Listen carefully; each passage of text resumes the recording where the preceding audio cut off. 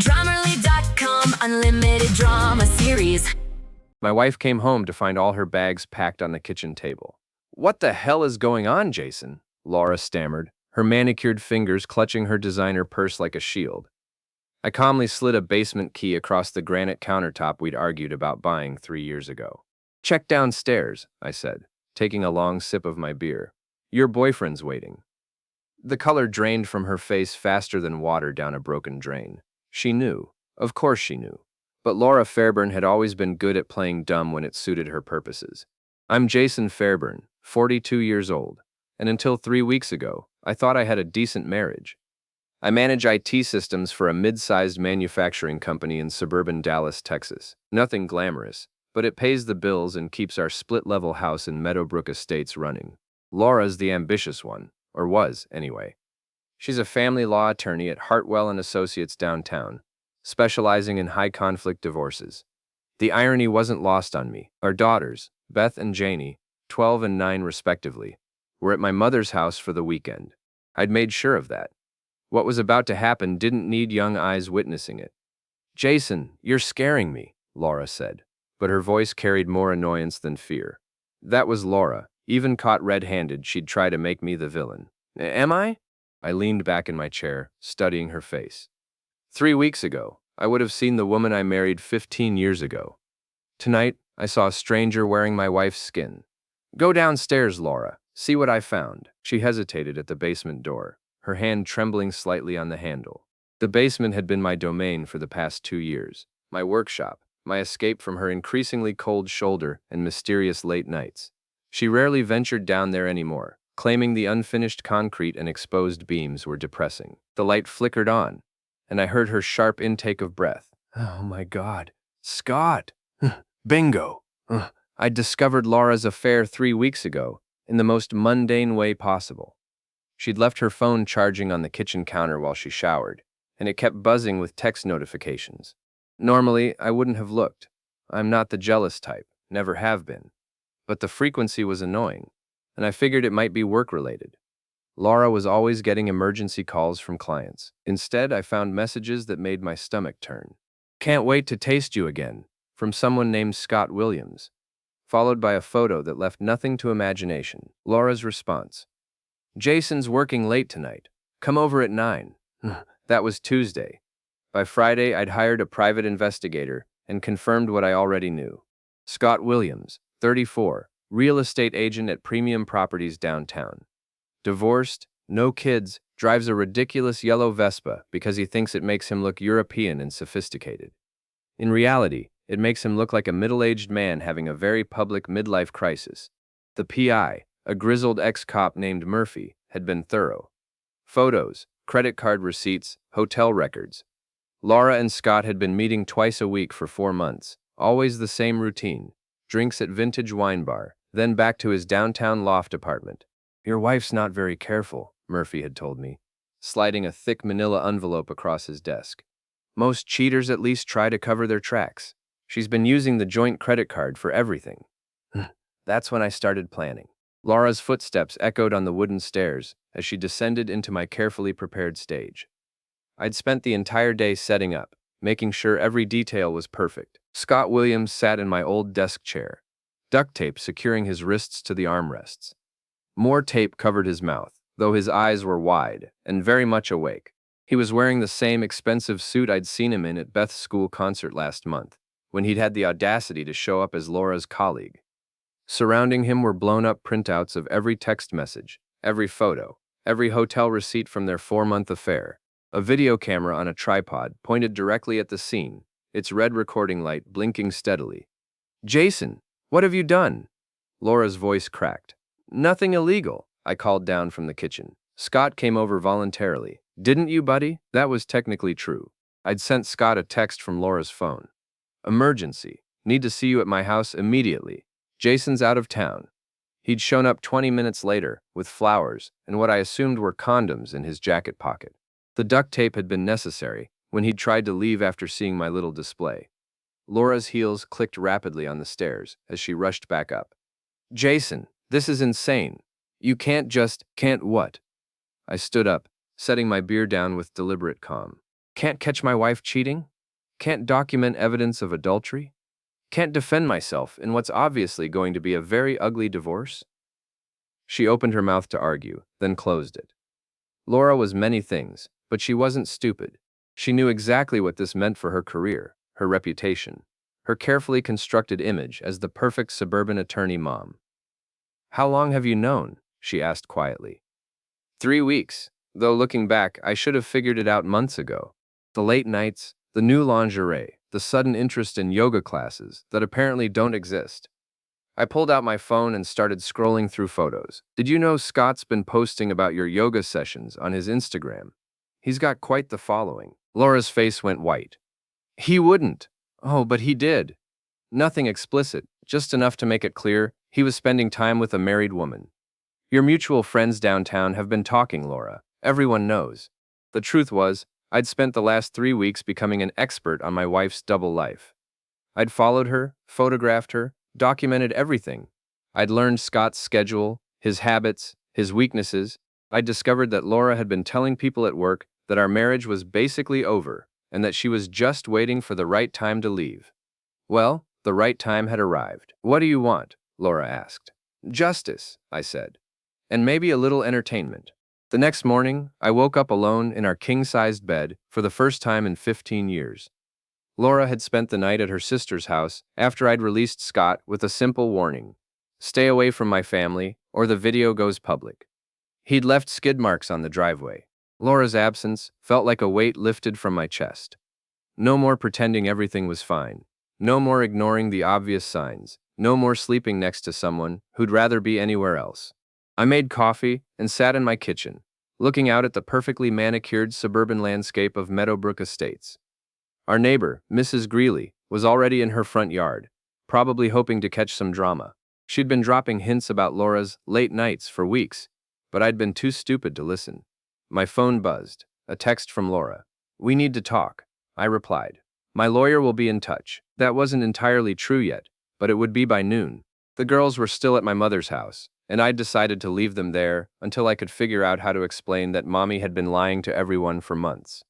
Beth was old enough to understand the basics, but Janie still believed in fairy tales and happy endings. At 10 a.m., I walked into the offices of Davidson, Klein, and Associates. I'd chosen them specifically because they were Hartwell and Associates' biggest competitors. If Laura wanted to play hardball, I'd make sure I had the better team. Patricia Davidson was exactly what I'd hoped for. Sharp, ruthless, and completely unimpressed by Laura's reputation. Your wife specializes in high-conflict divorce? She asked, reviewing the evidence I'd brought. Ironic, isn't it? More than ironic. It's stupid. She should have known better than to leave such an obvious paper trail. Patricia flipped through the credit card statements. Hotel charges, restaurant bills, even a jewelry purchase. She bought him a watch, Jason, with your money. That detail had particularly stung. A $1,500 Rolex, purchased the same week she'd complained about our grocery budget.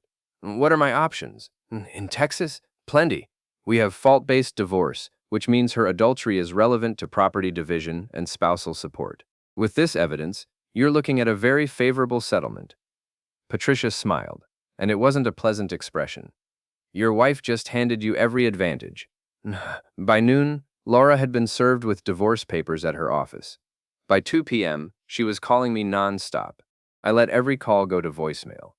The first message was angry. Jason, this is ridiculous. We can work this out without lawyers. The fifth message was desperate. Please call me back. We need to talk about the girls. The 10th message was threatening. You have no idea what you're starting. Actually, I knew exactly what I was starting. War. That evening, I picked up Beth and Janie from my mother's house. Mom had raised 4 boys and could smell trouble from 3 counties away. You look different, she said, studying my face. Lighter. Laura and I are getting divorced. Mom nodded like she'd been expecting this news for years. About time. That woman never deserved you.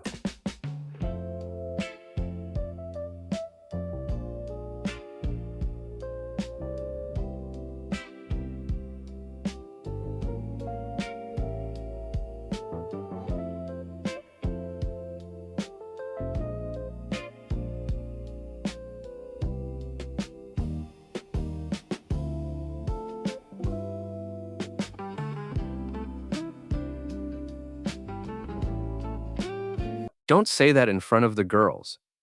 I'm not stupid, Jason, but I'm also not blind. Laura's been checking out of this family for years. The drive home with my daughters was the hardest part. Beth sat in the passenger seat, staring out the window with the kind of forced maturity that breaks a father's heart. Janie chattered about her weekend with Grandma, oblivious to the storm brewing around her. Is Mom coming home tonight? Janie asked as we pulled into the driveway. No, sweetheart. Mom's staying at Aunt Karen's for a while. Why? Because sometimes adults need space to figure things out. Beth turned to look at me. At 12, she was old enough to read between the lines. Are you and Mom getting divorced? I'd prepared for this question, but it still hit like a punch to the gut. Yes, Janie started crying immediately. Beth just nodded, like she'd been expecting it. Is it because of that guy who came to my concert? Beth asked quietly. My hands tightened on the steering wheel. What guy? The one with the stupid scooter. Mom said he was from work, but they were holding hands when they thought nobody was looking. Jesus, even my 12-year-old had figured it out before I had. That night, after the girls were asleep, I sat in my basement looking at the chair where Scott had spent his uncomfortable evening. The evidence was still spread across my workbench. Photos, printouts, credit card statements, 15 years of marriage, reduced to a pile of papers and digital files. My phone buzzed with another text from Laura. The girls need stability. Don't drag them through this, I replied. You should have thought about that before you started screwing your colleague. Her response came immediately. I never meant for this to happen, but it did happen. For 4 months. In hotels I paid for, wearing lingerie I bought, while I was home helping our daughters with homework. The typing indicator showed she was composing a response, then disappeared, then reappeared, then disappeared again. Finally, I want to see the girls. Talk to your lawyer. I don't have a lawyer yet. You will. I turned off my phone and went upstairs. Tomorrow, the real battle would begin. Laura hired Claire Barnett from the most expensive family law firm in Dallas.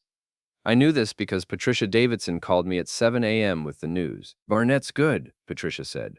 Ruthless, expensive, and she doesn't lose often. Your wife isn't playing around. Neither am I. Good, because Barnett's first move was predictable. She's filing for temporary custody of the girls and temporary spousal support. She's also claiming you kidnapped and terrorized her client's boyfriend. I laughed. Scott came to my house voluntarily, and he left unharmed. I have security camera footage of the whole thing. Even better, Barnett's overplaying her hand, which means she's desperate. Your wife must be panicking. She was. Laura showed up at my office that afternoon, looking like she hadn't slept in days. My coworkers pretended not to stare as she marched across the IT department in her power suit and designer heels. We need to talk, she announced, loud enough for everyone to hear. No, we don't. Talk to my lawyer. Jason, please. 5 minutes. I looked around at my colleagues, all of whom were pretending to work while obviously listening to every word. Laura had just made our private business very public, which was exactly the kind of mistake I'd been hoping she'd make. Fine. Conference room. I led her to the small glass-walled meeting room, where we held department reviews. Through the transparent walls, I could see my entire team watching us like we were a soap opera. You're destroying our family, Laura said the moment I closed the door. I'm destroying our family? That's rich, coming from someone who's been cheating for 4 months. It wasn't supposed to happen like this. How was it supposed to happen, Laura? Were you planning to leave me for him? Or were you just going to keep screwing around until I found out? She flinched. I don't know. I was confused.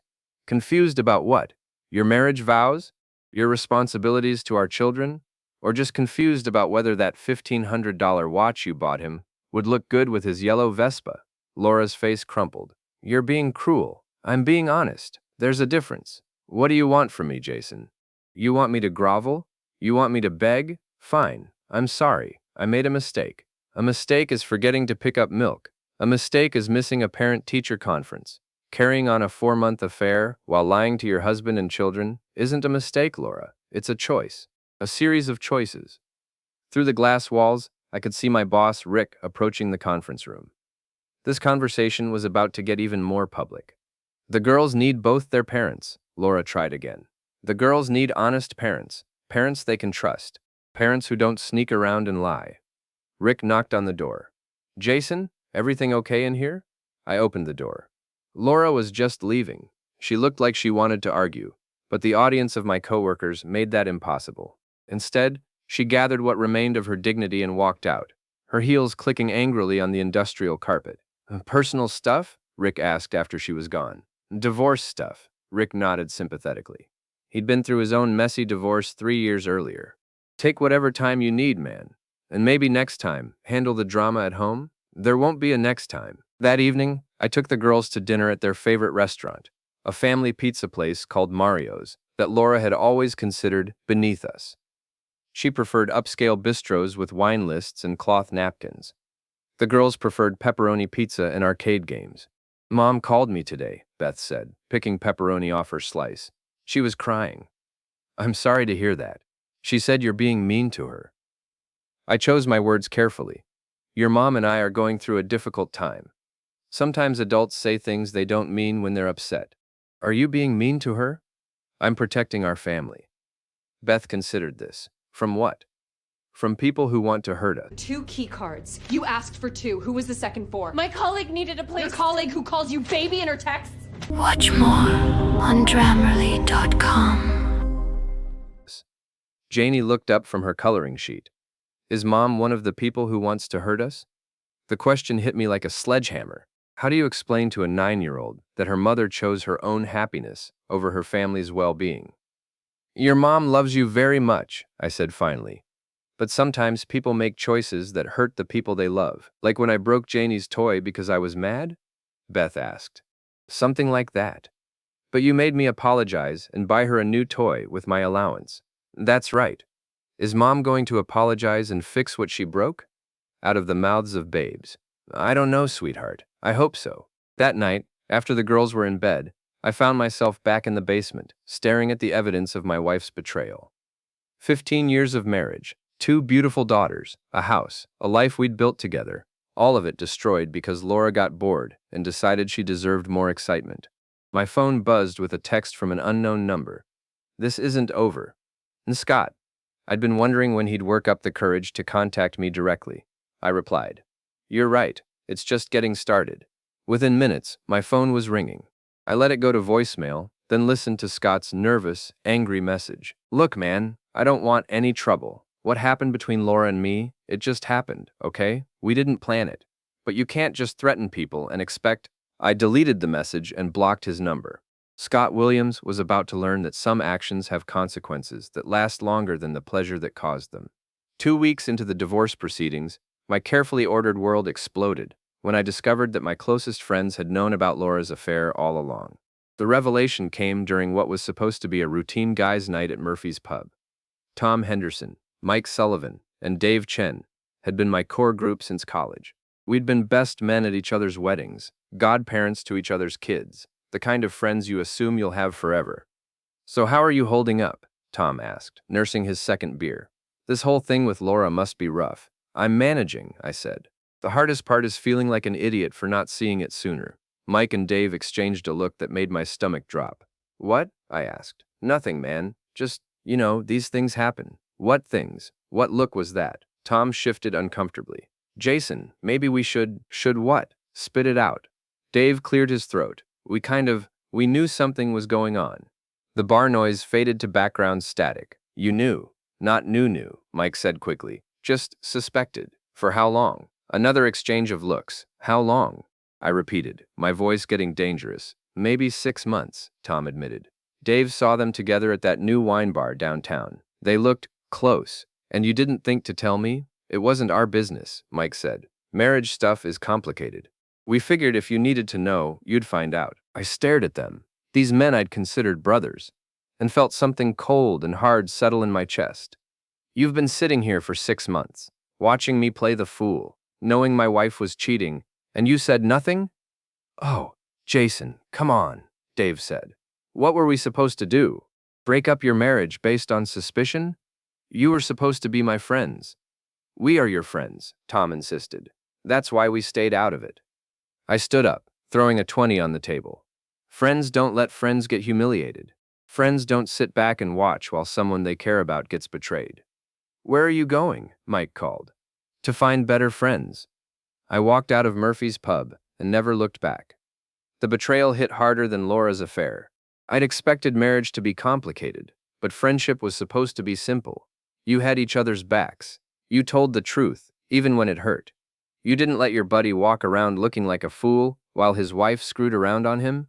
But the worst part came the next day, when Patricia Davidson called with an update on the divorce proceedings.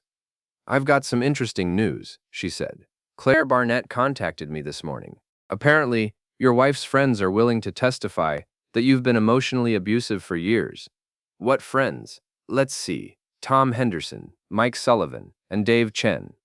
They're claiming you've been controlling, jealous, and that Laura was afraid of you. The room spun. That's insane, is it? Because according to their statements, you've been monitoring Laura's activities, following her, and making threats against her boyfriend. I documented evidence of adultery for divorce proceedings. That's not abuse, it's preparation. I know that, and you know that. But a judge might see it differently if 3 of your closest friends testify that this behavior is part of a pattern. I sank into my desk chair. They're lying, probably. But they're convincing liars with no obvious motive to fabricate testimony. Claire Barnett is good at this, Jason. She's turning your friends against you to build a case for Laura. How? Money, most likely, or favors. Maybe she promised to represent them in future legal matters pro bono. Maybe she threatened them with subpoenas and harassment if they didn't cooperate. The how doesn't matter. What matters is that your support system just became Laura's weapon. After hanging up, I sat in my office staring at my phone. Tom, Mike, and Dave had been in my contacts for over 15 years. We'd shared everything: victories, defeats, fears, dreams. I'd been the best man at Tom's wedding. Mike had helped me move into my first apartment. Dave and I had coached Little League together. Now they were willing to lie under oath to help my cheating wife take my children away.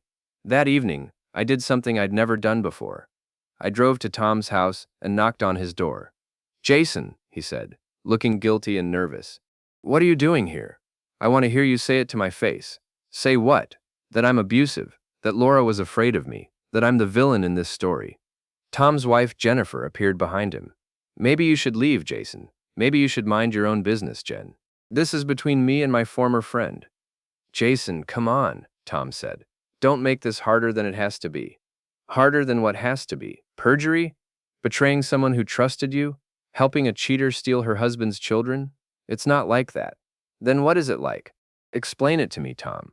Help me understand how watching my wife cheat for 6 months, saying nothing, then lying about me in court makes you a good friend." Tom's face flushed. "You want the truth? Fine.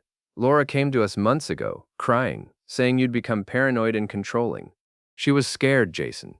She said you were following her, checking her phone, making accusations, because she was cheating. We didn't know that. All we knew was that our friend's wife was terrified and asking for help.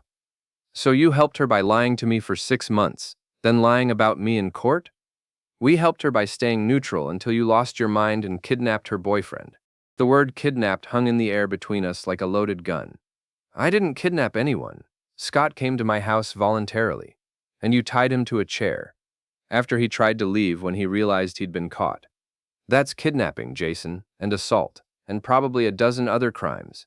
I looked at Tom Henderson, my former best friend, the man who'd been my best man, the godfather to my oldest daughter, and realized I was looking at a stranger. "You really believe that?" I said quietly. "You actually think I'm the bad guy here? I think you've lost perspective. I think you need help. I think you're a coward who's more interested in avoiding conflict than standing up for what's right. Get off my property, Jason." "Gladly." I walked back to my car, feeling like I'd just buried my best friend. In a way, I had. The final hearing was scheduled for a Friday morning in Judge Margaret Sullivan's courtroom. Patricia Davidson had warned me that it would be ugly, but I wasn't prepared for just how ugly. Claire Barnett had done her homework.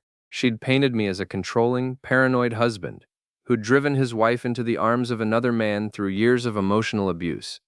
My former friends testified via video deposition, each one describing incidents that sounded damning when stripped of context. Tom talked about the time I'd interrogated Laura about working late, leaving out the fact that she'd missed Janie's birthday party without calling. Mike described my obsessive behavior regarding Laura's whereabouts, failing to mention that this had started only after I'd found evidence of her affair. Dave testified about my violent temper, referencing the time I'd thrown a glass against the wall during an argument, but not mentioning that the argument had been about Laura's decision to take the girls to her mother's house for 2 weeks without discussing it with me. Taken together, their testimony painted a picture of a marriage destroyed by my paranoia and control, not Laura's infidelity. But Patricia Davidson was worth every penny I was paying her. "Mr. Henderson," she said during Tom's deposition, "when exactly did Mrs. Fairburn first approach you with concerns about her husband's behavior?" "I don't remember the exact date.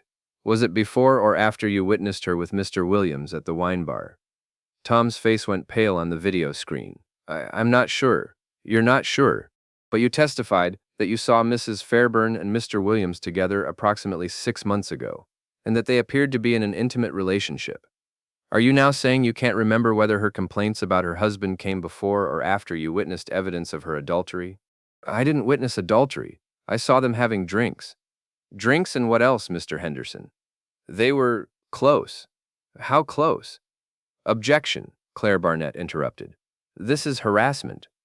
"Overruled," Judge Sullivan said. "Answer the question, Mr. Henderson." "They were holding hands. Kissing. And you didn't think to inform your close friend that his wife was kissing another man in public?" "It wasn't my place, but it was your place to testify against him in his divorce proceedings." Tom had no answer for that. Patricia demolished Mike and Dave with similar precision, exposing the timeline that proved Laura had been building her case against me long before I'd discovered her affair. She'd been planning her exit strategy, recruiting allies, and constructing a narrative that would protect her reputation and her custody rights. But the real bombshell came when Patricia called her surprise witness. "Your Honor, I'd like to call Claire Barnett to the stand." The courtroom went silent. Claire Barnett looked like she'd been struck by lightning. "Your Honor," she protested, "I'm counsel in this case. I can't testify." "You can if you have relevant knowledge of the facts," Judge Sullivan ruled. "And according to Mrs. Davidson's motion, you do." It took me a moment to understand what was happening. Then Patricia winked at me, and I realized she'd been playing chess while everyone else was playing checkers. Claire Barnett was sworn in, looking like she'd rather be anywhere else on earth. "Miss Barnett," Patricia began, "how long have you known Laura Fairburn?" "I met her when she retained my services for this divorce." "And when was that?" "Approximately 6 weeks ago." 6 weeks ago. But Mr. Fairburn only discovered his wife's affair 3 weeks ago. How did Mrs. Fairburn know she needed a divorce attorney before her husband knew about the affair? Claire's mouth opened and closed like a fish. "Miss Barnett, did Mrs. Fairburn tell you she was planning to leave her husband before he discovered her adultery?" "Attorney-client privilege is waived when the attorney has knowledge of ongoing fraud," Patricia interrupted. "Did Mrs. Fairburn retain your services to help her hide assets and plan her departure while maintaining the facade of a happy marriage?" I need to consult with my own attorney." "Your Honor," Patricia said, "I have phone records showing multiple calls between Miss Barnett and Mrs. Fairburn dating back 3 months, as well as credit card records showing that Mrs. Fairburn paid Miss Barnett a retainer 2 months before Mr. Fairburn filed for divorce." Judge Sullivan looked at Claire Barnett with the expression of someone who'd just found a dead fish in her desk drawer. "Miss Barnett, did you advise Mrs. Fairburn to continue her extramarital relationship while building a case for emotional abuse against her husband?" I advised her to document any concerning behavior that you helped her interpret as abusive. I advised her of her legal rights, including the right to commit perjury." "Objection." Claire finally found her voice. "Sustained," Judge Sullivan said. "But I'll allow the question to stand in the record." The rest of the hearing was a formality. Judge Sullivan awarded me primary custody of the girls, the house, and most of our assets. Laura was ordered to pay me spousal support and child support, a reversal that left her looking shell-shocked. But the real victory came afterward, in the courthouse hallway. "You think you've won," Laura said, her voice shaking with rage. "But you've destroyed everything. The girls will hate you for this." "The girls will know the truth," I replied, "that their mother chose her own pleasure over their family's well-being. I made a mistake. You made a choice. Every day for 4 months, you chose to lie to your children and betray your husband. You chose to hire a lawyer and plan your escape while pretending to work on our marriage. You chose to turn my friends against me with lies and manipulation. Jason, you chose this, Laura. All of it. And now you get to live with the consequences. She started to cry, but I felt nothing. The woman I'd married was gone, replaced by someone I didn't recognize and couldn't forgive. That evening, I sat in my kitchen with Beth and Janie, explaining what the judge had decided. So we get to stay here? Janie asked. Yes, sweetheart. This is your home. And Mom has to move out? Mom already moved out. She's going to get her own place, and you'll visit her on weekends. Beth, mature beyond her years, asked the harder question. Why did Mom do it, Dad? I thought about sugarcoating it, about protecting their image of their mother, about taking the high road. Instead, I told them the truth. Because she forgot that being a wife and mother was more important than being happy all the time. She forgot that families are built on trust and honesty and sacrifice. She forgot that her choices affect more than just herself. Will you forget too? Janie asked. Never, I promised. You two are the most important thing in my life. Nothing will ever change that. 6 months later, Laura's law firm fired her when the details of her divorce became public. Scott Williams lost his real estate license after it came out that he'd been having affairs with multiple married clients. Tom, Mike, and Dave found themselves social pariahs when word spread about their testimony.